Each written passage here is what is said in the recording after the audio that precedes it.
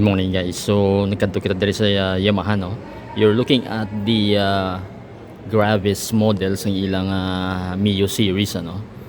So muning color niya. I think siguro muning bag-o nga color. Kaya daw previous colors nila daw may pagka brown or darker no. So ini daw grayish. And then ang tupad sina is ang gear no. Ang gear SW bag-o ning S model nila. As you can see, ang ila price dupulo parehas mo lang no. So 87,000 no. So dire sobra lang gamay. May 250 nga waki no. And then ang mga previous nga 125 Mio series no. Ever since ang sporty kagang original nga Mio no. Ari man dire. So I think ang ining lighter pink possible bag-o ni nga model, and then cheaper siya by siguro mga 6 more or less no. Kaya 81,400 lang siya. So muna sa guys ang nakahilira dire. And then of course ang mga tineri naton, mga touring yung mga bikes na to na rin man dire. But this day ang atong ikadto dire is ang latest model nila, which is ang Lexi no.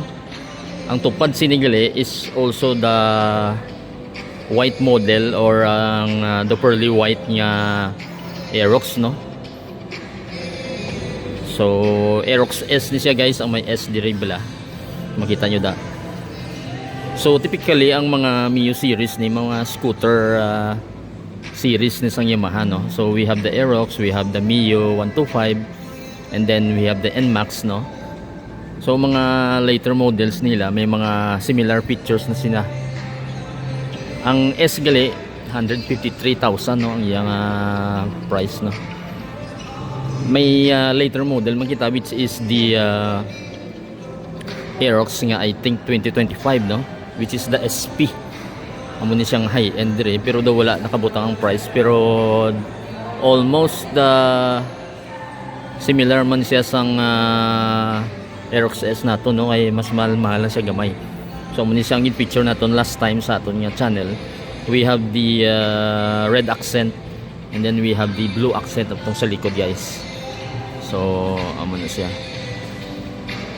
I think ang red ni amo ning high end, while the blue one is the entry level. Anyway, going back sa aton diri nga Lexi nga 155 no nga LX no, may gamay ni siya nga sticker diri nakabutang LX no. You're looking at the front sang iya headlights. I think all the headlights ni ang ari dire hindi ni siya LED no, verify ta lang. But anyway, ang iyang forma guys, ang color gali anay ang duwa lang ning initial nga color nila no, which is the black, and then the may pagka military green. And then may ara siyang daw may hood bala guys so. So may hangin, para sa hangin no. Typical ni sa NMAX. Kay basically ang iyan sini nga form kung tanaw naton daw may pagka hybrid no. Ang ulo, ang unahan is NMAX style, and then ang buli yes ang typical naton nga mga Mio nga mga scooter. And then ang NMAX gang Aerox, so wala siya guys ang gulay board, which is ang board na ang sa may TLW guys. While ini ang LX nga 155 modification na ni, upgrade na ni sa typical nato nga Mio kay may gulay board, plus ang front niya is parehas ang NMAX nga configuration. And then ang tires sigli kung tanaw naton medyo thicker siya no. Same I think nga 14 sa Aerox. And then ang rear sini nga tire is wider. So mas wide siya. So mas dako-dako man siya. And then ang common features naton is of course naka BBA na ini. And then 4-stroke man ang iyang ano.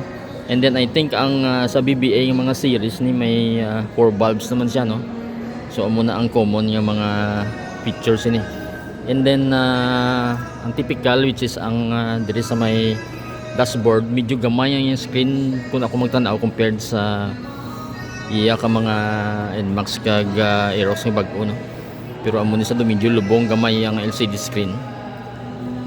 And then same nga ang front is ang front brake naton disc brakes ano, kay typical nga mga light controls no, ang start button kay I think to may hazard ni siya nga feature. Same sa left naton dire is ang aton nga high beam, low beam kag ang yang signal lights no, kag ang horn. Kung tanawon nyo yung manibila do pares gid guys ang NMAX no. And then ang iya dire nga yabihan ang typical nga standard nga yabihan no, analog meaning hindi siya electronic no. And then kung tanawon naton ang iya nga box ari di sa likod dire, medyo bigger siya kag deeper sa typical do grabis ang iya nga box. So mo nang itsura yun dire. I think siguro ang open nga helmet pwede dire, hindi lang ang full face no, kag ang iya tangke ari dire sa likod no. Typical sa mga scooter no, sa likod ang iya tangke. I think do 4 liters ini or sobra lang gamay no. And then ang kalaptan sa likod, so mo na siya ang iya dire nga feature no. So mas dako-dako siya, medyo wider kag deeper. And then ang iya depth gani isang tabon do mas deeper man. So muna guys ang iyang pulungkuan dire kag ang iyang talaguan dire sa likod. All the rest dimim nakita ko nga ang kinalain is of course even though nga ang iyang rear suspension isa lang, pero may support na sa do parehas ang Honda Click no. So amo nang iyang similarity sa Honda Click. And then ang iya diri nga CVT area no, I would think do similar man sa Aerox again Max, do feeling ko do mas gamay-gamay gawa ang iyang design sini. Pero ang weight do similar lang sa aton yung mga bago nga mga models sang Aerox sang NMAX no. Ang iya gali nga rear lights no, do namin man ang iya design so do may pagka grabis magani ang iya buli. And then ang iya nga signal lights dire embedded no, hindi siya nga parehas ang aton nga Aerox no. Tanawon nyo exposed siya guys no, nga LED while ini embedded, so embedded siya. And I think nga may mga iba nga naka-discover nga ang iya sini nga rear nga shock no, pwede madugangan kami buho na ini I think sa dalom, pero ini hindi nato makita. Pero I think do may iban kuno nga pwede mo modify nga dugangan another nga shock. So ang iban yung mga information ibutang ko lang sa screen no, para may idea ka mo. So available na ini dire sa may Yamaha naton nga diversion nga branch no. So dire ang location sa aton nga shop maging kadtuan. So try nyo lang dire kadtuan ano. So muna siya guys. So it's like a hybrid combination sa aton nga NMAX kag typical Mio nga setup with the, of course the gulay board no. The medyo open gani ini. So do mayo man kay do naglapad-lapad. Do bin extend gamay kag may rest board no sung TL. Pero ang pricing sini guys cheaper siya compared sa Honda Click nga 160 I think no. So gina entry price nila I think daw mga 100,000 ang bili sini. So muli na guys nagtikal na ko di kay mga bago nilang model dito sa Yamaha sa may diversion.